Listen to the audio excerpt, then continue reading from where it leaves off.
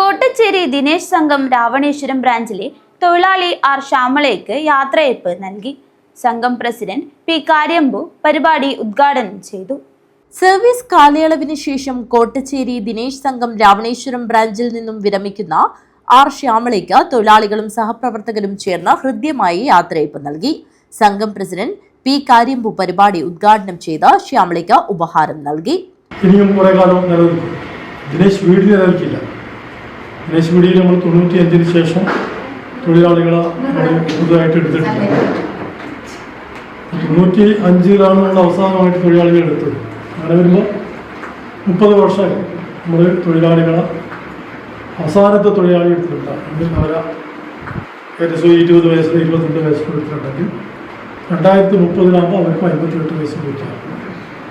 അപ്പോൾ 2030-ഓടെ നമ്മുടെ ദിനേശ് പ്രസ്ഥാനം ദിനേശ് ബീഡി എന്നുള്ളത് നമുക്ക് കൊടുക്കാൻ വേണ്ടി കഴിയാത്തൊരു സാഹചര്യം. എ ഉഷ അധ്യക്ഷത വഹിച്ചു. P Thankamani, P Krishnan, M Balakrishnan, P Karthyayani, Kunnath Karunakaran, A Pavithran master, A K Jithin, P Damodaran, A V Pavithran എന്നിവർ സംസാരിച്ചു. എ ലക്ഷ്മി സ്വാഗതവും ടി ശ്യാമള നന്ദിയും പറഞ്ഞു. News bureau, Kanhangad.